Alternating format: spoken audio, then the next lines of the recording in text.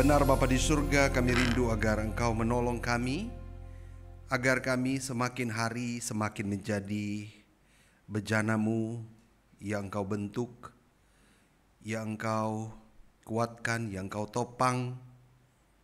Bahkan kami rindu untuk terus belajar dari Engkau, Raja yang datang dalam kerendahan hati.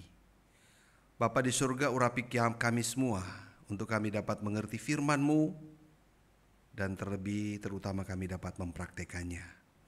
Bersabdalah ya Bapa, karena kami telah siap mendengarkannya. Demi Kristus Yesus Tuhan hamba berdoa. Amin. Silakan duduk Bapak Ibu Saudara. Selamat pagi Jemaat GKPR Gedong yang saya kasihi. Pertama saya mengucapkan terima kasih ya kepada Pak Gembala dan juga majelis yang memberikan saya kesempatan untuk men-sharingkan firman Tuhan atau melayani di tempat ini. Jadi nama saya seperti yang tertera di atas ya. Sudah tahu ya, penyebutannya kadang-kala agak susah ya. Jadi saya bersama istri saya dan 3 anak kami melayani di Gereja Kristen Jakarta Jemaat Season City. Tidak jauh dari sini ya, tetangga lah kita ya. Kami di mall Bapak Ibu ya. Jadi sama juga merupakan gereja Tionghoa Injili. Dan jemaat kami sebagian besar itu Haknyin ya, Hakkanyin. Jadi dari Kalimantan itu kurang lebih 70%, dan yang 25% udah kelahiran Jakarta ya, atau kalau disebut namanya Keusen ya, kelahiran Jakarta. Jadi ya kita kurang lebih sama, tidak jauh berbeda, gereja yang sama, gereja yang punya asas yang sama. Nah Bapak Ibu Saudara sekalian, hari ini kita akan mempelajari firman Tuhan di bawah tema kedatangan Yesus dengan rendah hati. Ini sudah ada ya. Yesus Raja yang datang dengan rendah hati. Mari kita buka bersama-sama Alkitab kita dari Injil Markus pasal 13. Saya membaca dari TB2. Injil Markus pasal 13 ayat 1 sampai 11. Jadi kalau Bapak Ibu Saudara masih pakai TB1 agak sedikit ada beda-beda sedikit katanya ya. Markus 13 ayat 1. Markus 11 ayat 1 sampai 11. Wah ini hang nih ya. Ya, Markus 11 ayat 1 sampai 11. Demikian bunyi firman Tuhan. Ketika Yesus dan murid-muridnya mendekati Yerusalem dekat Betfage dan Betania di Bukit Zaitun, Yesus menyuruh 2 orang muridnya dengan pesan, "Pergilah ke kampung yang di depanmu itu. Ketika kamu memasukinya, kamu segera akan menemukan seekor keledai muda tertambat yang belum pernah ditunggangi orang. Lepaskan keledai itu dan bawalah kemari. Jika ada orang yang mengatakan kepadamu, mengapa kamu melakukan itu? Jawablah, Tuhan memerlukannya." Luar biasa ya, di sini Yesus mengklaim dirinya sebagai Tuhan. Tuhan memerlukannya. Ia akan segera mengembalikannya ke sini. Mereka pun pergi dan menemukan seekor keledai muda tertambat di depan pintu di luar, di pinggir jalan, lalu melepaskannya. Beberapa orang yang berdiri di situ berkata kepada mereka, "Apa yang kamu lakukan? Mengapa kamu lepaskan keledai itu?" Lalu mereka menjawab seperti yang sudah dikatakan Yesus, maka orang-orang itu membiarkan mereka mengambilnya. Lalu mereka membawa keledai muda itu kepada Yesus dan mengalasinya dengan pakaian mereka. Kemudian Yesus duduk di atasnya. Banyak orang yang menghamparkan pakaiannya di jalan, ada pula yang menebarkan ranting-ranting hijau yang mereka ambil dari ladang. Orang-orang yang berjalan di depan dan mereka yang mengikuti dari belakang berseru, "Hosana, diberkatilah dia yang datang dalam nama Tuhan. Terpujilah kerajaan yang datang, kerajaan Bapa kita Daud. Hosana di tempat yang maha tinggi." Ia masuk ke Yerusalem, ke bait Allah, dan meninjau semuanya. Namun karena hari hampir malam, ia keluar ke Betania bersama dengan ke-12 muridnya. Puji Tuhan Bapak Ibu Saudara, kita membaca satu nats, satu perikop yang luar biasa indah ya di dalam peringatan Minggu Palma di hari ini. Bapak Ibu yang saya kasih dalam Tuhan, suatu ketika seorang bos besar dalam satu perusahaan menelpon anak buahnya, menelpon stafnya dan berkata, "Bersiaplah kamu, besok siang saya akan datang menemuimu. Siapkan diri ya." Wow, sebagai seorang staf, dia sangat senang karena bos besar akan datang berbicara khusus dengan dia. Teristimewa dikatakan, "Kamu harus mempersiapkan dirimu." Dia sangat senang. Lalu untuk menyambut bosnya, staf kantor tersebut mengatur penyambutan dengan begitu hebat, begitu cetar, begitu keren. Ya, ada 20 orang karyawan bawahannya yang disiapkan, ditugaskan berdiri di samping kiri, samping kanan, 10 di kiri, 10 di kanan, di depan pintu masuk kantor tersebut untuk menyambut kedatangan bosnya. Staf melatih mereka untuk berkata, "Selamat datang bos yang hebat. Kami senang menyambut kedatangan bos." Wah, sudah dilatih sempurna dan bagus sekali. Tibalah waktunya esok siang. Semua berjalan dengan lancar. Bos datang, semua karyawan yang dilatih 20 orang, di 10 di kiri, 10 di kanan, menyambut bosnya dengan wajah yang paling manis, dengan suara yang paling merdu. "Selamat datang bos yang baik. Kami senang menyambut kedatangan bos." Nah, Bapak Ibu yang saya kasihi, kemudian setelah bosnya tiba, bos memanggil stafnya untuk menghadap ke ruang presiden direktur. Ya, sang bos menanyakan semua laporan perusahaan yang tertunda, bahkan yang dianggap tidak beres. Sang staf terkejut karena ekspektasi dari sang staf adalah promosi, jabatan, bonus, atau pujian, atau semua yang diinginkan oleh sang staf. Maka sang staf mempersiapkan penyambutan dengan meriah.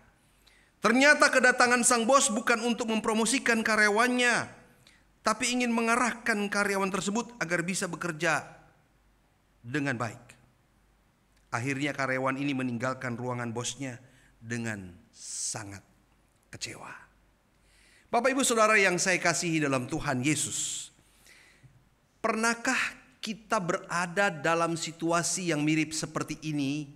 Di dalam perjalanan iman kita memperlakukan Yesus, menghormati Yesus, mengasihi Yesus, memuji Yesus, bahkan mengagung-agungkan Yesus.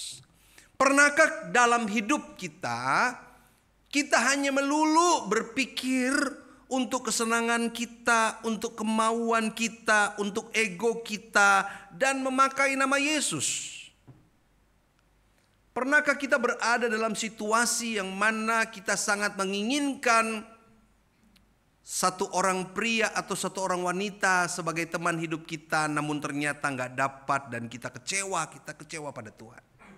Pernahkah ketika kita sakit, Bapak Ibu Saudara, kemudian kita memohon pada Tuhan untuk kita disembuhkan, namun sampai sekarang belum sembuh-sembuh juga? Pernahkah kita dalam usaha pekerjaan kita sudah merencanakan sesuatu yang luar biasa hebat dengan keuntungan yang baik di depan mata, kita berdoa kepada Tuhan, namun kita tak mendapatkannya?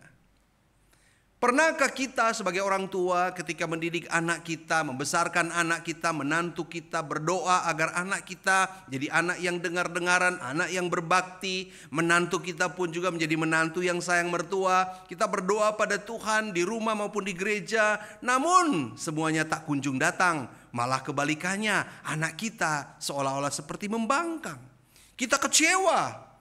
Kita menganggap Tuhan tidak bisa mengatur dan memberkati, menjawab apa yang kita mau. Bapak Ibu yang saya kasih dalam Tuhan, mungkin kita pernah mengalaminya, bukan? Ada kekecewaan. Yang semula kita berkata, "Terpujilah namamu, Hosana, Engkau Allah yang hebat, Engkau Tuhan yang baik." Namun di beberapa waktu kemudian kita berkata, "Tuhan gak mendengar doaku lagi. Tuhan dia membisu 1000 bahasa. Tuhan lagi tidur kali."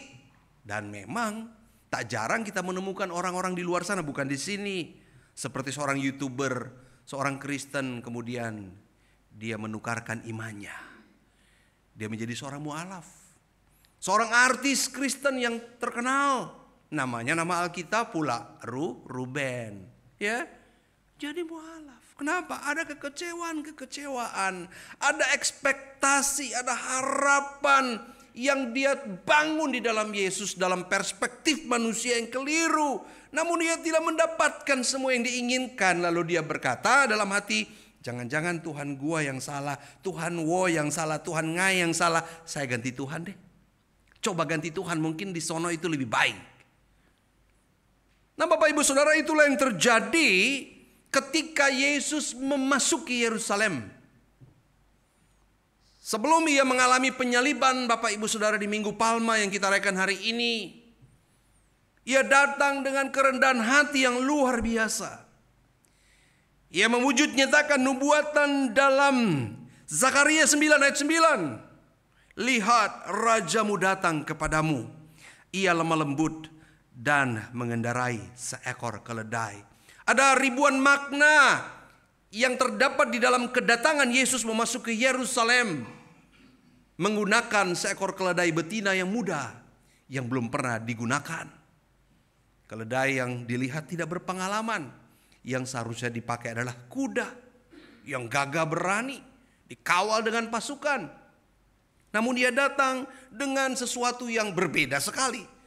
Namun rakyat tetap saja menyambutnya berkata, Hosana, Hosana, diberkatilah dia yang datang di dalam nama Tuhan. Wow, hidup sang raja. Tetapi Bapak Ibu, motivasi dari orang-orang yang menyambut kedatangan Yesus ini jauh daripada apa yang Yesus inginkan. Ibarat kata bagaikan belanga yang jauh dari kompor gas. Belanga tahu, panci yang jauh dari kompor gas. Ya gak matang-matang. Kedatangan Yesus sebagai Raja Damai, sebagai Raja yang akan menyelamatkan, sebagai Raja yang menyelesaikan masalah terbesar manusia.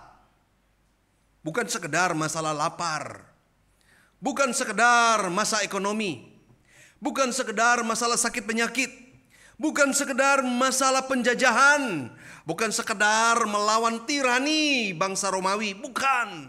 Tetapi mengalahkan musuh terbesar manusia yang tak pernah bisa usai, yaitu dosa, maut, iblis.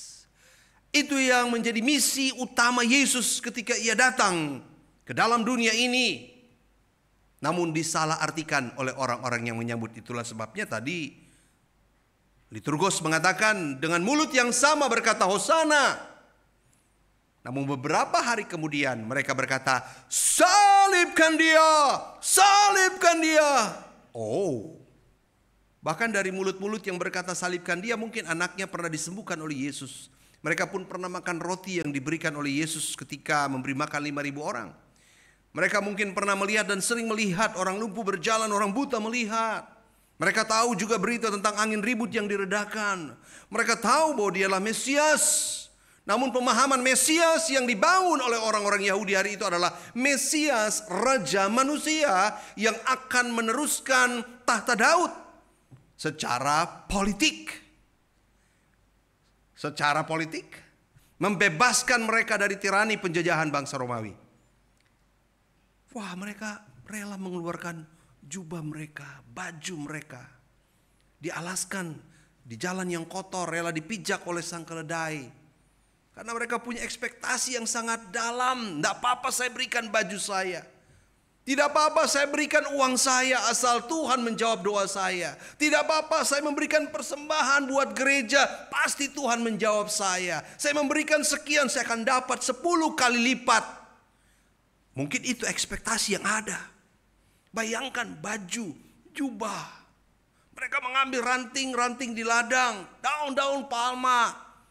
Ada euforia memberikan sesuatu, merelakan sesuatu seolah-olah mereka sedang menundukkan diri, merendahkan hati. Memberikan jubah, baju mereka untuk dipijak-pijak. Dengan harapan merendahkan diri untuk ditinggikan. Nah itu kadang-kala kita menjadi manusia, merendahkan diri untuk ditinggikan ya. Memberikan sesuatu, mengorbankan sesuatu untuk mendapatkan yang lebih. Sehingga ada harapan secara transaksional. Harapan seperti orang membeli sesuatu, membayarkan sesuatu dan mendapatkan sesuatu di hari itu. Gak apa-apalah jubahku, gak apa-apalah bajuku, gak apa-apalah ladangku bermasalah. Yang penting aku akan mendapatkan sesuatu. Kalau Yesus menjadi raja, melanjutkan tahta Daud, Romawi akan pergi, maka bisa-bisa aku akan menduduki jabatan penting. Wow, bukan karena murid Yesus pernah bertanya, berikanlah kami kedudukan di samping kanan dan samping kirimu ketika engkau sudah menjadi raja. Bapak Ibu Saudara yang saya kasihi dalam Tuhan Yesus Kristus. Saya pernah mendengar cerita orang yang rela meninggalkan imannya untuk dinikahi oleh seorang yang kaya raya. Perempuan ini ditaksir oleh seorang pria yang baik sekali, memakai mobil mewah.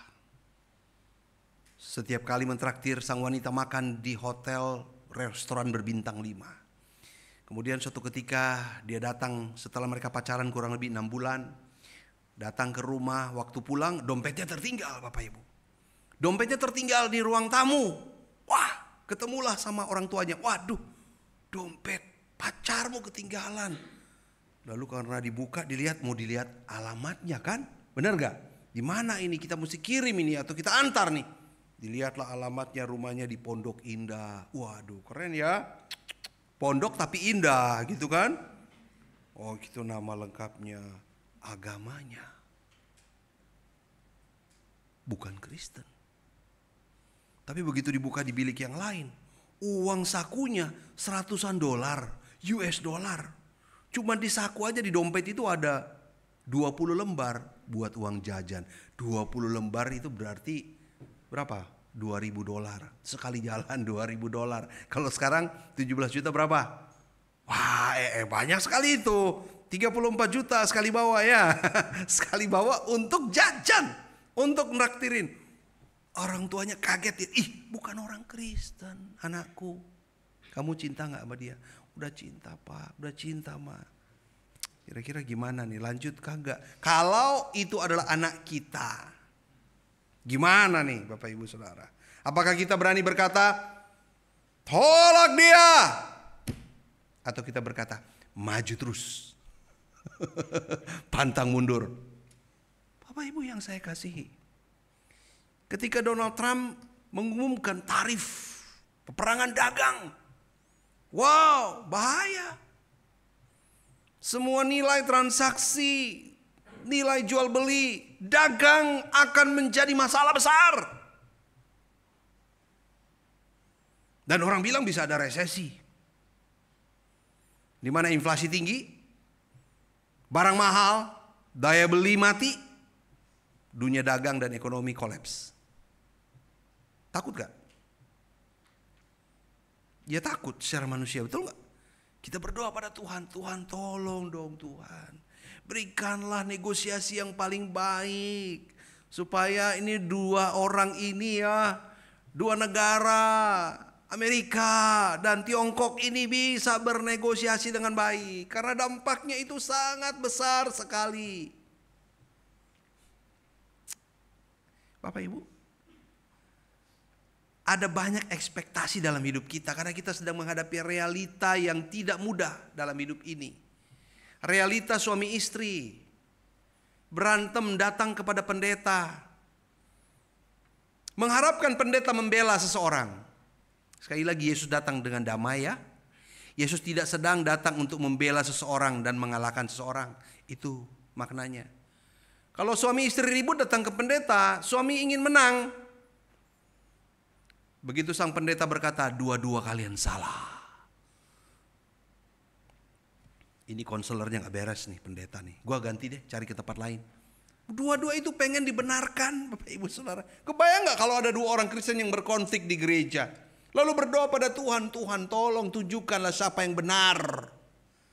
Kita menuntut Yesus memberikan sebuah kesimpulan, kamu salah, kamu benar. Kamu yang kalah, kamu yang menang. Kamu yang menang, kamu yang kalah. Bukan itu makna kedatangan Yesus dengan keledai.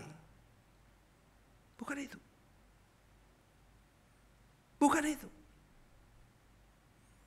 Ketika orang tua dan anak konflik, Maka orang tua selalu akan berkata, orang tua apapun yang terjadi selalu benar. Ya, itu adalah sebuah filosofi. Hai anakku, garam yang kumakan lebih banyak dari beras yang kamu makan. Jadi tolong ingat prinsip ini. Pemimpin tidak pernah salah. Yang kedua, kalau dia salah, kembali ke poin yang pertama. Wow, nah ini. Ya terkadang juga orang tua dengan dimensi atau dengan paradigma masa lalu itu melihat masalah dengan kacamata yang berbeda, bukan? Dengan anaknya. Anaknya hidup di zaman yang berbeda. Lalu bagaimana ini diperdamaikan? Datang kepada Yesus bukan untuk minta siapa yang menang, siapa yang kalah. Tuhan, tunjukkan bahwa aku orang tua, aku harus selalu menang. Anak bilang, Tuhan tunjukkan. Orang tuaku baru percaya 5 tahun. Aku sudah percaya semenjak sekolah minggu. Tuhan, tunjukkan kepada dia bahwa aku lebih tahu firman. Nah, kalau doa seperti ini, keinginan seperti ini, kita mirip kepada seperti orang-orang yang menyambut Yesus hari itu. Kita mulai menemukan sebuah makna terdalam dari kedatangan Yesus yang rendah hati itu. Yesus datang bukan dengan pedang untuk memisahkan. Yesus datang untuk menyatukan. Yesus datang untuk memberi damai. Yesus datang untuk memberi shalom. Maka ia rela untuk melepaskan segala kedikjayaannya sebagai Allah. Ia rela untuk melepaskan segala keilahiannya. Dan mengenakan manusia sebagai hamba. Yang bahkan sampai mati di kayu salib. Untuk engkau dan saya. Untuk memperlihatkan betapa manusia ini selalu hidup dengan egonya. Selalu hidup dengan kemauannya saja. Gak mau mengalah. Beberapa minggu yang lalu saya pernah mendengar seorang anak remaja. Anak remaja ini masuki pemuda, sudah kuliah semester 4. Dia datang ke pembinanya, kemudian dia menangis. Bu, kenapa kamu menangis? Saya ditampar sama papa saya. Wah, ini pembinanya kaget Bapak Ibu Saudara. Anak perempuan sudah kuliah semester 4 ditampar. Saya pun waktu mendengarnya kaget ya. Wah, apa yang salah ini? Apakah saya harus menegur papanya atau menegur anaknya? Kalau Bapak Ibu Saudara dalam peristiwa itu sebagai anak, rela gak ditampar sama papa? Gak rela ya. Tapi kalau Anda sebagai papa berhadapan dengan anak perempuan Anda yang sudah kuliah, Anda juga tega gak menampar anak Anda? Gak tega. Namun anaknya terluka, kepahitan. Kalau papa mau berubah, dikatakan oleh pembinanya, kalau papa mau berubah, kira-kira kamu mengampuni papamu gak? Dia berkata, enggak. Oh, bagiku papaku gak akan pernah berubah. Wow, kalau berubah bagaimana? Kamu jangan menyimpulkan sendiri. Kalau berubah, kan itu pertanyaannya. Enggak bakalan berubah. Nah, ini kepahitan, kekecewaan kita seringkali mengontrol kehidupan iman kita. Kebencian kita. Wow, seringkali mengontrol kehidupan kita. Dan kita cari ayat-ayat firman Tuhan yang membenarkan kita. Selidik punya selidik saya dengar. Ternyata anaknya ini pacaran dengan orang yang tidak seiman. Dan papanya ini orang Kristen yang sangat luar biasa taat. Oke, di sini ada 2 hal yang perlu didamaikan, betul enggak ya? Kristus hadir di sana bukan untuk membenarkan anaknya karena ditampar, bukan untuk membenarkan papanya karena melihat anaknya pacaran dengan orang tidak seiman. Bukan untuk menyalah-nyalakan dua-duanya. Makanya ada satu lagu yang sangat bagus bahwa karena kasihnya engkau datang bukan untuk menghakimi ya. Darahmu pulihkanku. Pokoknya kedatangan Yesus di salib itu bukan untuk menghakimi. Tapi untuk memperdamaikan. Memperdamaikan kita dengan Bapa, dengan Allah. Agar supaya kita berdamai dengan sesama kita. Karena kita mengalami kedamaian yang sejati di dalam Yesus. Wow, kebayang gak kalau Yesus datang dengan kuda yang gagah, dengan kereta yang gagah. Seperti ketika orang-orang Romawi mengalahkan musuh, mengalahkan negara-negara yang lain. Ia akan datang dengan papasan perang, ia akan datang dengan harta yang direbut, dengan tawanan-tawanan perang yang siap dieksekusi mati. Lalu mereka siapkan rakyat mereka melewati lengkungan khusus yang dibuat, masuk gerbang dengan sorak-sorai. Oh, baju perang mereka udah bersih, pedang mereka udah mengkilat, bukan lagi bobrok, bukan lagi kotor kayak habis berperang. Udah mandi, semua udah bersih, pakai atribut-atribut militer, lalu masuki sebuah kota. Disambut dengan sengaja, gagah berani. Kebayang gak kalau Yesus datang seperti itu? Kita siap-siap selalu tiap hari dihakimi. Kamu salah, kamu mesti mati. Kamu salah, kamu mesti mati. Wow. Sehingga kita pun diajarkan untuk dalam hidup kita selalu menyalah-nyalai orang. Untuk dalam hidup kita pun selalu kita mau menang sendiri. Yesus enggak seperti itu Bapak Ibu. Kebayang enggak kalau di gereja ada orang yang mau menang sendiri ya? Saya ini senior. Saya ini memberi persembahan terbanyak. Saya harus didengarkan. Ya. Bapak Ibu Saudara, kebayang enggak kalau di gereja itu ada orang yang gontok-gontokan? Kira-kira Yesus mau belain siapa ya? Kan begitu ya. Kita doa, Tuhan tolonglah dia Tuhan. Seorang istri datang ke gereja, menyiapkan tempat yang kosong di samping tempat duduknya. Jemaat selalu tanya, kenapa selalu kamu siapkan bangku yang kosong? Ini buat suami saya. Oh, kenapa suamimu? Suamiku belum percaya Tuhan. Setiap kali doa Rabu atau Kamis, dia selalu minta pokok doa ditulis, doakan suamiku, disebut namanya. Suamiku yang tercinta, agar suatu saat dia datang ke gereja mau percaya Tuhan Yesus. Nah, jemaat ini kan mendengar ya. Dan jemaat ibu-ibu sangat simpati dan berempati dengan ibu ini. Lalu kemudian suatu ketika mereka berinisiatif. Mereka datanglah ke rumahnya. Wah, waktu datang cari namanya, ketok, yang keluar tuh suaminya. Istrinya lagi keluar. Suaminya ramah sekali mempersilahkan mereka masuk. Dari gereja ya, oh silakan masuk ya. Ngobrol-ngobrol, Bapak. Iya loh Bapak, istri Bapak tuh sangat sayang sama Bapak loh. Di gereja selalu dia berdoa untuk Bapak. Agar suatu saat nanti Bapak bisa datang ke gereja. Bapak membuka hati, percaya kepada Tuhan Yesus. Diselamatkan, diberikan hidup yang kekal. Ketika mendengar itu, Bapak yang wajahnya senyum itu tiba-tiba berubah. Maksudnya? Iya Pak, Bapak kalau percaya Tuhan Yesus, Bapak, istri Bapak kan udah percaya, udah punya surga. Nanti kalau Bapak percaya Yesus, Bapak juga akan pergi ke surga. Sorry ya. Kalau saya pergi ke surga, Anda bilang selama-lamanya? Ya. Saya bilang, iya saya rela masuk neraka katanya.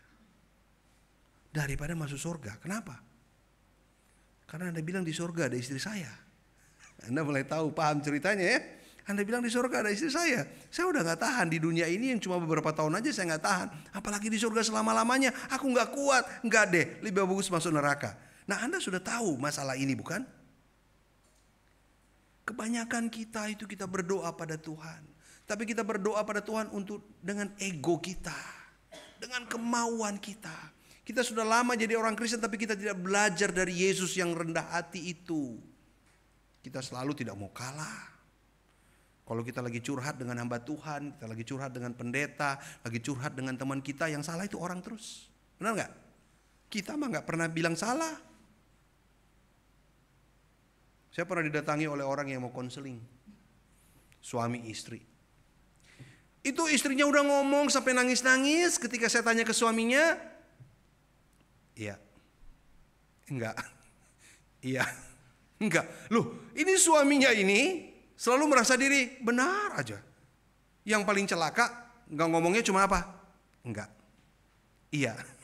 Enggak. Ya, lah ini namanya orang yang tidak mau menyelesaikan masalah. Ada masalah enggak? Enggak. Menurut kamu curahan istrimu ini gimana? Curahan hati istrimu? Ya oke-oke aja sih. Kamu sendiri ada masalah enggak? Enggak. Menurut kamu istrimu baik enggak? Baik. Menurut kamu sendiri kamu baik enggak? Baik katanya. Kenapa istrimu menangis? Ya mungkin masalah psikologi Pak. Kayak itu ya. Jadi Bapak Ibu Saudara yang saya kasihi, Yesus menyatakan diri sebagai Raja Damai, bukan Raja Perang. Jadi mari jangan berperang di rumah ya. Suami istri jangan berperang di rumah, orang tua dan anak jangan berperang di rumah. Hai jemaat jangan berperang sesama jemaat. Hai majelis jangan berperang dengan jemaat. Hai jemaat jangan berperang dengan majelis. Ada jangan berperangan dengan hamba Tuhan. Dan seterusnya, karena Yesus datang menyatakan diri sebagai Raja Damai, bukan Raja Perang. Yesus menolak kejayaan dunia ini demi misinya. Itu dia. Padahal lebih cepat ya kalau datang sebagai Raja dunia ya. Datang dengan kejayaan dunia itu orang lebih suka dong. Benar gak? Ya masa Mesias kayak gitu. Makanya orang Israel, orang Yahudi sekarang belum menerima Yesus sebagai Raja, sebagai Mesias, sebagai Tuhan. Masa Mesias kayak gitu? Yang ada Mesias itu datang dengan penuh kemenangan, pakai kuda yang paling keren, pakai kereta yang paling gagah. Wah, datang dengan gagah berani. Gak kayak gitu. Yesus gak mau pakai jalan itu. Yesus gak mau pakai jalan yang kelihatannya sok-sokan gitu ya. Nah, sayangnya ada orang Kristen juga yang sok-sokan ya. Dia sok-sokan, sok tahu, sok pinter gitu. Ya sok baik gitu kan. Sok benar, sok apa lagi? Sok-sokan, pokoknya sok-sokan deh. Ya bukan kita di sini. Amin. Yesus datang, dia mengajar jalan salib, bukan jalan kenyamanan. Inilah yang harus kita teladani dalam hidup kita. Sehingga kita mulai belajar untuk mempersembahkan hidup kita. Yesus mengundang kita meneladani gaya hidupnya, gaya kepemimpinannya.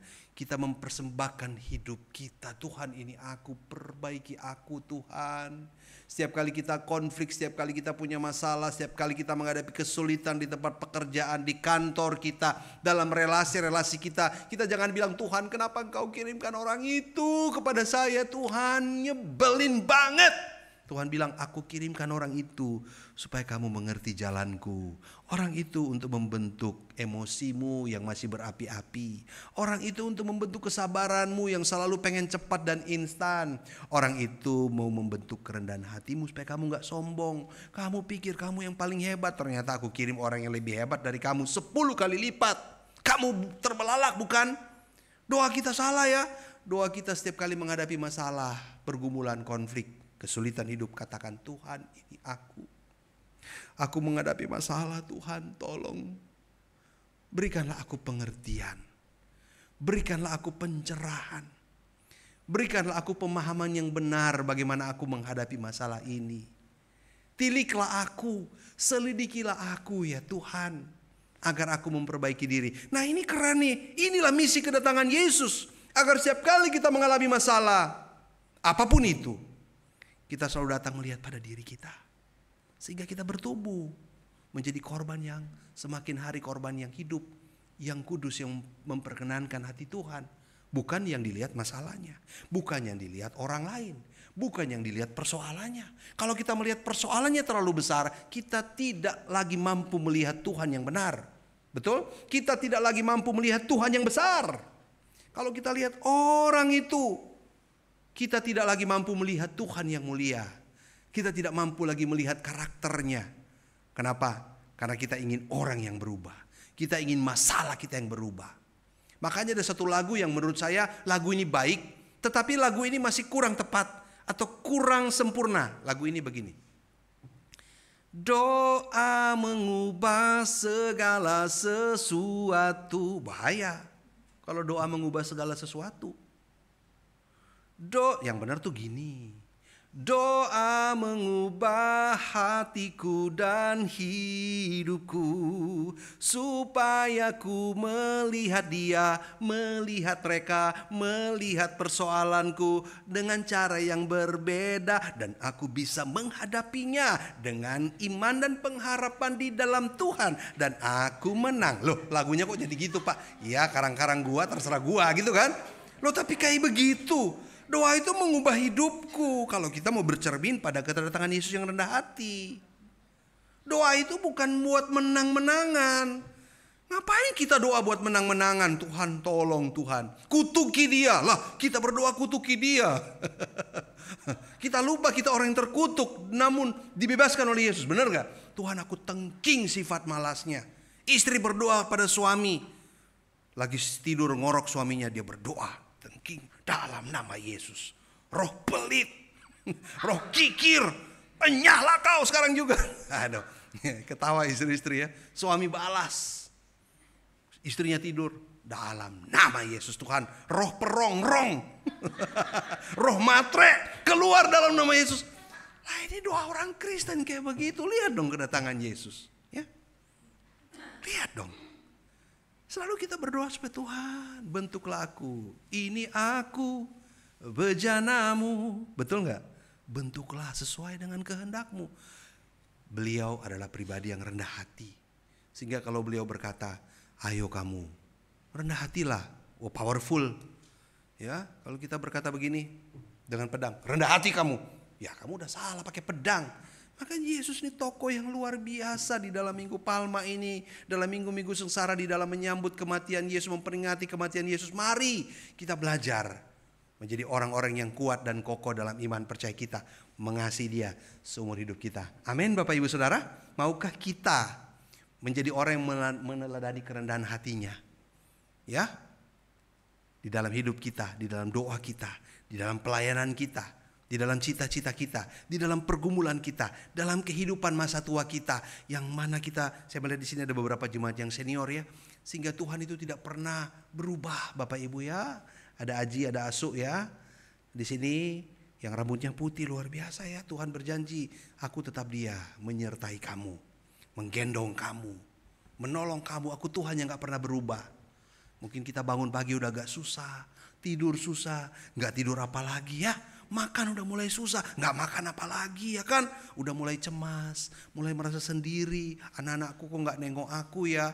Yang dikirim uang melulu, aku butuh mereka datang. Telepon ke, datang waktu hari raya Imlek ke, datang waktu Natal ke. Ini yang datang uang terus. Aku bosan, aku udah tua. Uang ini mau aku apain?